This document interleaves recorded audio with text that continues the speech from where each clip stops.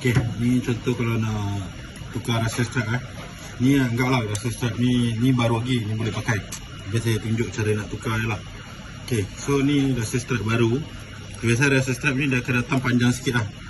So biasa first kali kena buka ni punya lengki. Dia punya lengki skru ni kena buka. Okey, lepas. First kali benda yang perlu buat adalah pastikan dia sama. Ni bagikan dia selari. Okey. Bagi dia betul-betul selari. Dan agak selari kat atas ni. Okey. Dapat. Tenang. Kena ada dua orang. Seorang kena tarik lah kat sana. Bagi tegang. Tegang. Okey. So, kita buat dua orang seorang tarik. Okey. Boleh tarik. Tarik je. Okey, kalau dah tarik tegang, biasa cara saya pakai screwdriver kecil tu. So screwdriver kecil, ni lubang. Ni lubang, saya kasih lubangan dulu. Saya tebuk sini.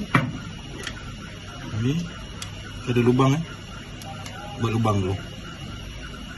Okey. Dah buat lubang. Biasa buat lubang kat sini dulu, belah dalam dulu. So, okey, buat lubang belah dalam.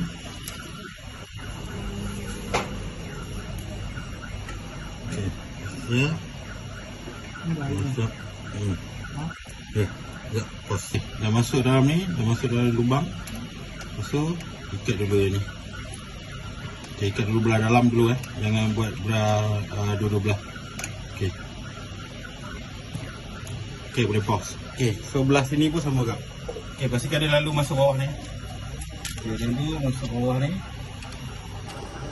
Okey, pastikan nampak ni sensor ni.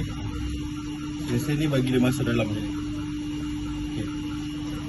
Bagi dia dalam masuk bawah. Okey, nampak sensor kan? Okey, masuk sini. Tarik, ada lebih. Ada lebih, tarik bagi tegang. Bagi dia betul-betul tegang. Stretch. Kat sini, tangan ni sini kena stretch. Yang ni kena stretch. Lepas tu sama sini, screwdriver tadi tebuk kat lubang. Jadi sini. Ni, tebuk lubang dia. Sini. Tebuk dia punya lubang. Bagi dia betul-betul tegang. Okey, dah.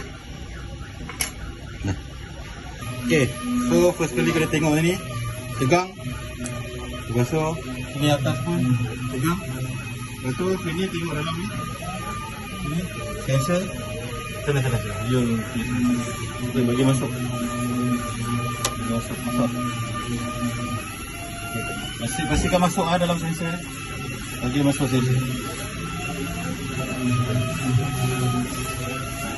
Okay, dia masuk sensor. Dia dah tegang semua. Okey. Dah siap masuk semua. Okey, baru boleh ikat. So just kita sama juga. Ini lubang kedua kita tebuk. Kita ikat.